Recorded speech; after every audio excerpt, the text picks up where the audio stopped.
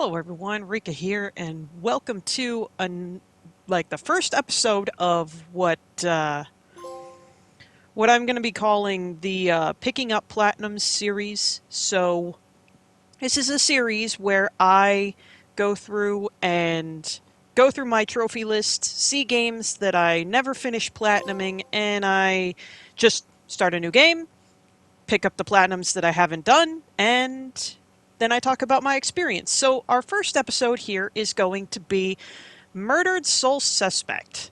This was a ride. This game had an awesome story. It's a supernatural detective story where you follow the main character, Ronan, as he tries to figure out the identity of his killer, also while trying to help solve the case that he was initially put on the Bell Killer case.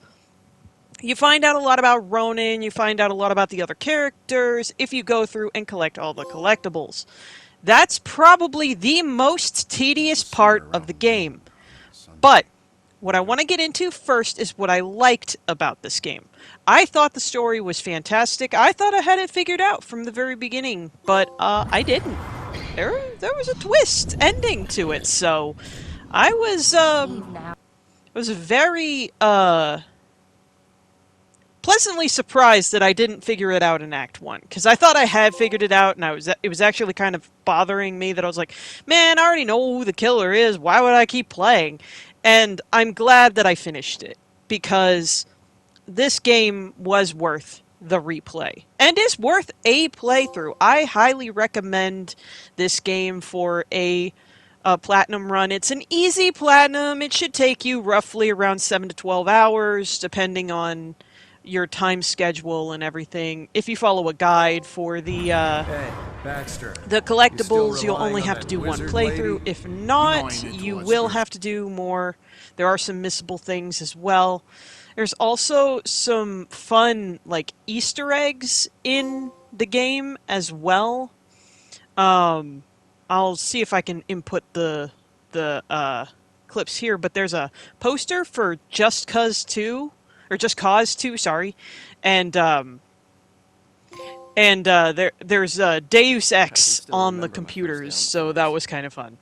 Other than that, I'd say this game has its fair share of flaws, and that is that, one, there's no map.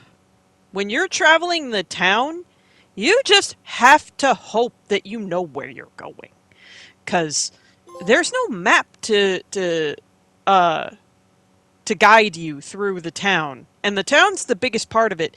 Each other area is kind of its own contained place. Like, the church is the church, the apartments are the apartments, the police station, you know, whatever. Those are contained. Those aren't too awfully big. You don't really need a map for those.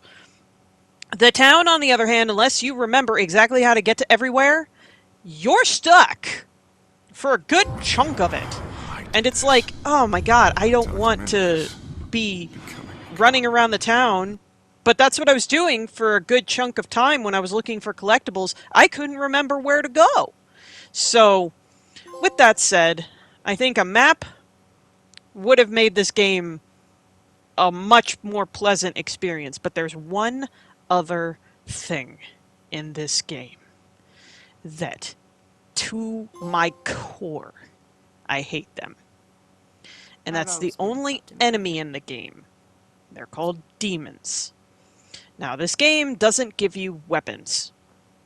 It is more of a stealth, survival game when it comes to combat. There's only one way to kill the demons, and that's to sneak up behind them and do a QTE, and that's how you get your, that's how you get rid of them. Now, granted, once you have gotten rid of them, they do not come back. So, you can clear out a place and have it be pretty easy to explore after you've killed all the demons. but it's killing them, because when they kill you, you get put back to your last checkpoint.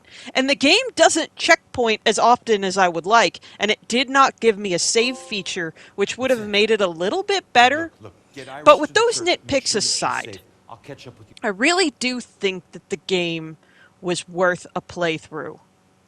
And honestly, I'm glad that I didn't let those things stop me from continuing the this platinum experience, because the story is so worth playing through. Now, the collectible side stories and that, they aren't all that great. Some of them are interesting, and some of them even gave me a little bit of a chill, because I was like, oh, that's a cool ghost story. But, like, for the most part, it's the main story that is so good. And to be fair, if you don't care about platinums, and this isn't something that you do, I would say forget the collectibles, just play it for the story. But if you are a platinum hunter, this game isn't too awfully bad if you follow a guide. And I've been using PSN Trophies guides, and the guide there was so fantastic. It helped me get all of the things that I hadn't gotten, and I was super happy with how that guide handled. So I would highly recommend using the guide for this on PSN Profiles. It's fantastic.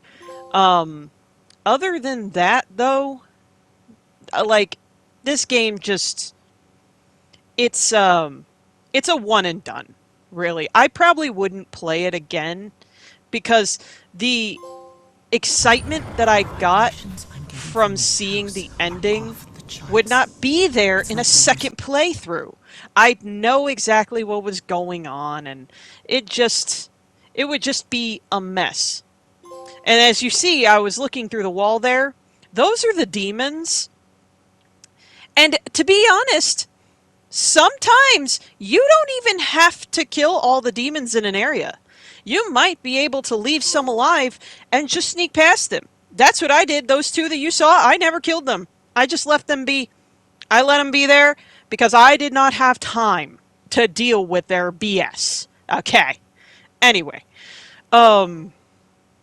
So, with that said, I think this game is definitely worth a playthrough. If you don't platinum it, that's up to you on what you do with that idea. But like I said, PSN Profiles rates this as a 2 out of 10 difficulty, 7 hour, which I think it took me a little longer, but I kept taking food and like coffee breaks, and I even left it.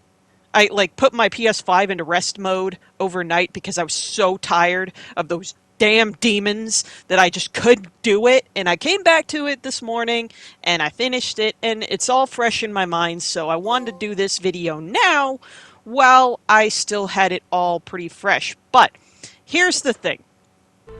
This game glitched in one specific area, and that was my objectives. And normally, I would leave you guys off with an Everything Blue is Awesome, but I think this game deserves a different one. And I think that's that we should remember our current objective it is and always will be, to exit the attic. Thank you guys so much for watching. I'll see you guys in the next episode. And until then, Rika signing out.